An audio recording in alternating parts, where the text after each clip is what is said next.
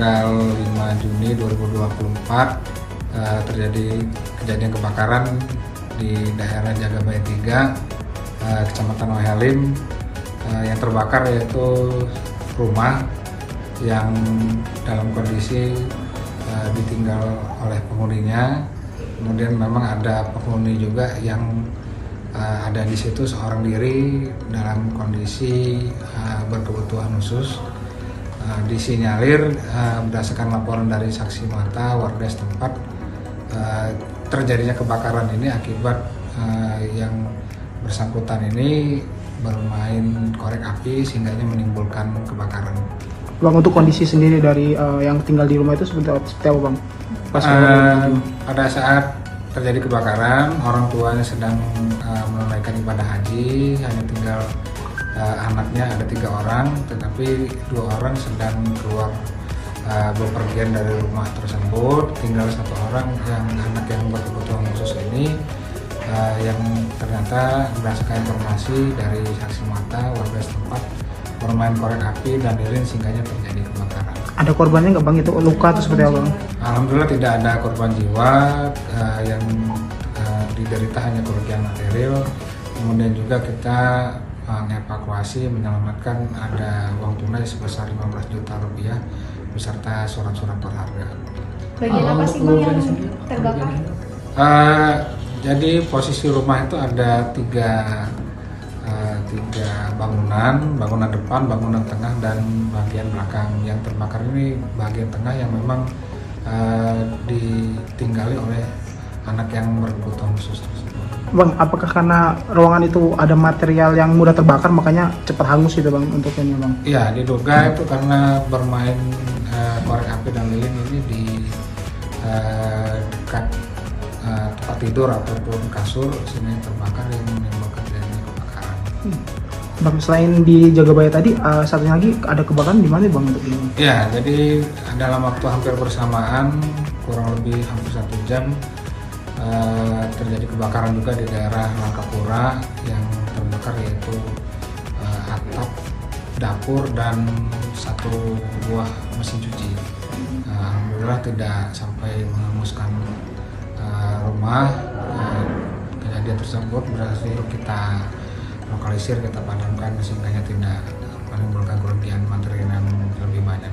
Untuk penyebabnya juga sama Bang, karena lilin atau api? Ya, jadi pemilik rumah menghidupkan lilin, kemudian lilin itu habis terbakar, terjatuh, membakar mesin cuci yang membesar sehingga ini sampai ke atap rumah.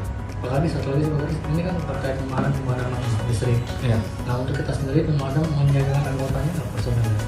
Ya, jadi ini kita antisipasi juga terkait dengan pemadaman yang merata hampir di seluruh Bandar Lampung ini.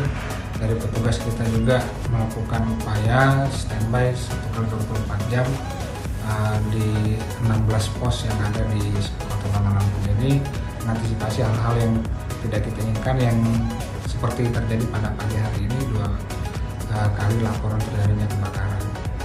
Ada tugas khusus sih patroli misalkan dari kita sendiri? Kita berkoordinasi dengan pamong setempat, baik itu dengan camat, lurah, RT.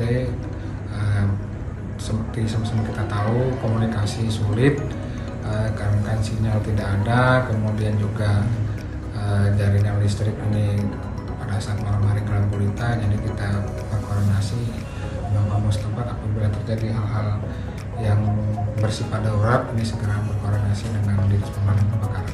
Bapak ada himbauan nggak Pak kepada masyarakat ini masih pemadaman kan Pak. Ya? Betul. Pasti mereka masih menggunakan lilin gitu Pak. Iya. Agar tidak terjadi kejadian serupa seperti itu. Betul, jadi tentunya ini kita menghimbau juga dari Dinas Pemadam Kebakaran Kota Bandar Lampung sesuai dengan arahan Ibu Wali Kota bahwasannya melihat terjadinya pemadaman yang ada di Kota Bandar Lampung, tentunya warga masyarakat beralih kepada penerangan ataupun penggunaan api secara konvensional, seperti mungkin minyak tanah, kemudian lilin yang memang risiko terjadinya kebakaran ini sangat tinggi.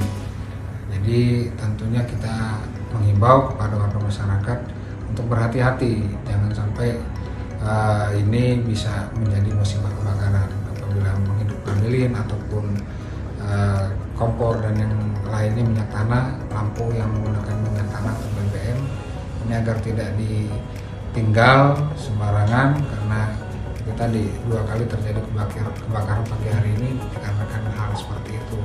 Jadi kita mengharapkan tentunya peran aktif dari warga masyarakat untuk sama-sama menjaga situasi, paling tidak di tempat tinggalnya tersendiri. Sinyal ya Pak. Ya? Betul. Terus bagaimana nih cara warga untuk melapor ketika emang terjadi kebakaran di sekitarnya gitu Pak? Ya, kita kan punya 14 pos yang tersebar di kecamatan-kecamatan. Tentunya mungkin warga masyarakat belum familiar ya, ternyata ini memang terjadi kan karena susahnya komunikasi, juga berkoordinasi dengan pamong setempat yang artinya bisa membantu berkoordinasi dengan Dinas Pemadam Kebakaran. Artinya bisa hadir langsung di pos. Kita sediakan petugas beserta armada standby 1x24 jam siap menerima laporan.